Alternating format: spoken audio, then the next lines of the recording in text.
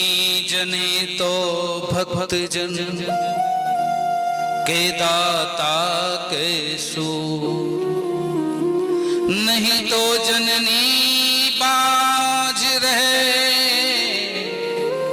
काहे गवावत नूर। ऐसा कहते हैं अरे माँ, अगर बालक को जन्म देना हो कैसा होना चाहिए? जननी जने तो भक्त जन, कह तो वो भगवान को होए के दाता के सूर, या वो ऐसा दानवीर हो जिसका चारों तरफ यश हो, के दाता के शूर, या फिर वो ऐसा बलशाली हो जो अपने देश की, धर्म की, अपने बहन बेटी की इज्जत की रक्षा कर सके। अगर ऐसा पुत्र नहीं जननी बना सकती, पैदा कर सकती, तो बच्चा उत्पन्न करने में चेहरे के सौंदर्य को क्यों गंवाती है? बड़े दुखी होने लगे, और जब बड़े दुखी होने लगे उसी समय कहीं से गौकर्ण जी भी आ गए। गौकर्ण जी ने देखा पिताजी दुखी बैठे, पूछने लगे पिताजी आप दुखी क्यों हैं, क्या बात है? कहने लगे बेटा, इस धुंधकारी ने मेरे स्वर्ग जैसे घर को नरक बना दिया। जहां वेद मंत्रों की ध्वनि सुनाई पड़ती थी कभी, आज वहां वेद मंत्र तो बहुत दूर की बात है, ब्राह्मण जैसा घर भी नहीं लगता। बेटा क्या करूं? बेटा मन में इतना वैराग्य नहीं है कि घर को छोड़ के वन में जाके भजन कर सकूं, क्या करूं? आज गौकर्ण जी कहने लगे पिताजी, देहस्ती मांस रुधिरे। पिताजी किसको तुम अपना समझ रहे हो? इस देह को, इस परिवार के बंधुजनों को? पिताजी कोई किसी का नहीं है, ये तो सब मिथ्या जगत का झंझट है। पिताजी ये शरीर भी अपना नहीं है जिसको तुम और हम अपना मानते हैं, ये भी 5 तत्वों से कर्ज लेके बनाया है। ये पंचायती भवन है ये शरीर, तो एक दिन जिस दिन 5 पंच पटेलों का आदेश हो जाएगा उसी दिन ये भवन खाली करना पड़ेगा। जिस दिन उसकी काल रूपी छड़ी पड़ेगी उसी दिन ये भवन खाली करना पड़ेगा। बोलो राधे।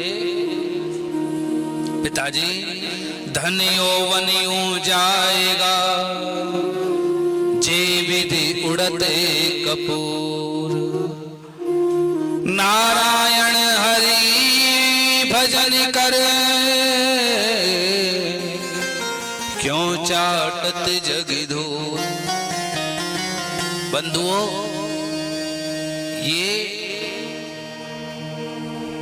जो आपको धन मिला है, यौवन मिला है, युवा अवस्था मिली है, ये तो ऐसे समझो जैसे कपूर को खुले में रख दे तो उसकी वो सारी खुशबू उड़ जाती है, उसकी शक्ति खत्म हो जाती है। उसी प्रकार ये शरीर है। धन यौवन यो जाएगा, जीव उड़त कपूर। नारायण हरि भजन कर, क्यों चाटत जग धूल। पिताजी किसको अपना कह रहे हो? ये पुत्र को? अगर तुम पुत्र को अपना मानते हो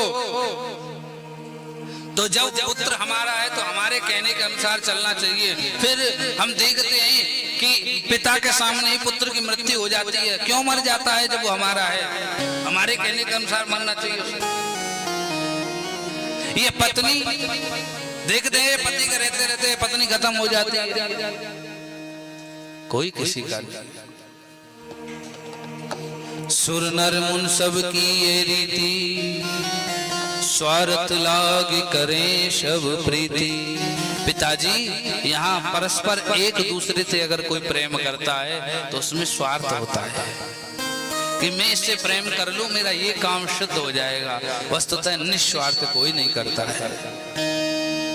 और गुरु नानक देव जी ने भी गुरुवाणी में लिखा है, बहुत सुंदर। स्वार्थ के सब मीत जगत में, झूठी देखी प्रीत।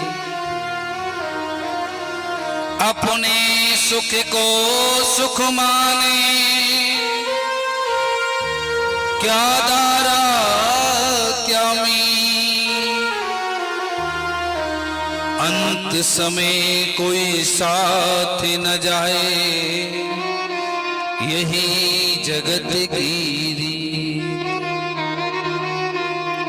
नानक सोई भव पार तरे, जो गावे प्रभु के गीत। जगत में झूठी देखी प्रीत। बंधुओं, कोई किसी का नहीं है, जिसने हरि को भजा है उसी को हरि मिला है, और जिसने हरि को नहीं भजा है वही भवसागर में डूब गया है। कहते हैं ना कि ये पत्नी मेरी है, ये पुत्र मेरे हैं। तो सुनो, रे मन फूला फूला फिरे जगत में, कैसा नाता तेरा रे। माता कहे पुत्र हमारा, बहन कहे वीर मेरा, भाई कहे ये भुजा हमारी, नारी कहे नर मेरा। एक माता क्या कहती है कि ये मेरा पुत्र है, एक बहन कहती है नहीं ये मेरा भाई है, एक भाई कहता है कि ये मेरा भाई नहीं, ये तो मेरी एक भुजा है। एक स्त्री कहती है कि ये तो मेरा प्राणनाथ है, मेरी दुनिया है, मेरा सर्वस्व है। लेकिन जब ये प्राणी जाता है ना, तो साथ में कोई नहीं जाता है। और जब जाता है ना, तो देखा हो चारों तरफ बड़ा कोहराम होता है, उस समय रोते हैं। पेट पकड़ के माता रोवे, बाह पकड़ के भाई। अरे पेट पकड़ के माता रोवे, बाह पकड़ के भाई। और लिपट झिपट के तिरिया रोवे, हंस अकेला जाई। बंधुओं, जो स्त्री कहती है ना कि ये मेरा सर्वस्व है, मेरी दुनिया है, जब उसका वो सर्वस्व जाता है ना, तो समझो उस स्त्री का तो दुनिया ही उजड़ जाती है। एक पत्नी को पति का ही सहारा होता है, पुत्र भले ही ना रहे, क्योंकि पुत्र किसी का सहारा नहीं देते। पुत्र जब तक सहारा देते हैं, जब तक विवाह नहीं होता, विवाह होने के बाद वो भी अपनी अपनी वेदड़ी को लेकर के चले जाते हैं। सहारा एक दूसरे को अगर होता है तो पति को पत्नी का, पत्नी को पति का होता है, और कोई सहारा नहीं देता है। और इन दोनों में से अगर एक चला जाता है ना, तो एक टूट जाता है, किसी काम का नहीं रहता है। भले ही वो आपके बीच में शरीर से है, लेकिन वो अंदर से टूट जाता है। कहते हैं मैदान में हारा हुआ प्राणी दोबारा जीत सकता है, मगर अपनों से हारा हुआ प्राणी कभी दोबारा जीत नहीं सकता। पेट पकड़ के माता रोवे, बाह पकड़ के भाई। लिपट झिपट के तिरिया रोवे, हंस अकेला जाए। जब तक जीवे माता रोवे, बहन रोए खटमासा। और 13 दिन तक तिरिया रोवे, फिर करे जगवासा। माँ कब तक रोती है? उसका पुत्र मर जाता है तो कब तक रोती है? जब तक वो जीती है, जब तक जीवे माता रोवे। एक माँ के सामने बेटा चला जाता है, जब जब उसकी याद आती है तब तब उसकी आंखें भर आती हैं। कहते हैं माँ माई होती है।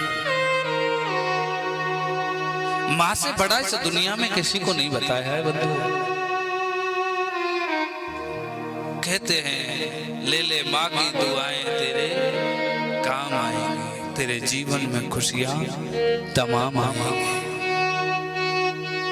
जब तक जीवे माता रोवे, बहन रोवे खट मासा, यानी 2-4 महीने तक ये बहन रोती है और 13 दिन तक त्रिया रोवे फिर करे जगवासा।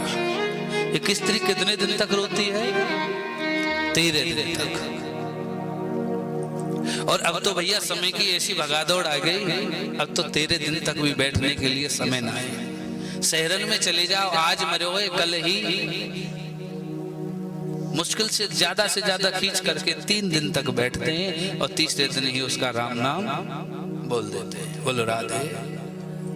बंधुओं, कल्पना करो, जिसके लिए तुमने जिंदगी दौड़ दौड़ करके निकाल दी, रक्त को भी पानी की तरह बहाया, उनके पास तुम्हारे जाने के बाद 13 दिन का भी समय नहीं रहा कि बैठ करके वो आराम से तुम्हारे शोक तो कर सकते। कहते अरे ये मर गया, अब दुकानदारी क्यों खोटी करे। बंधुओं, कभी भी बीच में इस कार्य को रोकना नहीं चाहिए। 12 दिन का 13 दिन का जो शोक बताया वो पूरा करना चाहिए। ऐसा कहते हैं मृत आत्मा को 12वें दिन दिया गया पिंड ही उसे स्वीकार होता है। गरुड़ पुराण में वर्णन आता है कि 1 से लेके 10 तक 10 गात्र होते हैं, 11वें में एकादश होता है, 12वें दिन जो मृत आत्मा जाती है उसका पिंड 3 पीढ़ियों में समाहित होता है। ये गरुड़ पुराण की पद्धति है, पिंडदान आदि की पद्धति है। लेकिन आजकल कहाँ है इसके लिए समय कहाँ है? आज प्राय प्रत्येक घर में पितृ दोष देखने को मिलता है, घरों में अशांति मिलती है। क्यों मिलती है? कि जो मृत आत्मा गई है हमने उसके लिए कुछ किया नहीं। जीते जी दंगम दंगा और मरने के बाद बेटा नहाए गंगा। जीते जी तो उसकी दंगम दंगा में निकाल दी, कभी पानी के लिए पूछा, बुखार आ गया तो एक टैबलेट के लिए नहीं पूछा, और मरने के बाद गंगा जी में जा रहे हैं, कई गांवों को भोजन करा रहे हैं। क्या फायदा है ऐसे भोजन का? बंधुओं, कहने का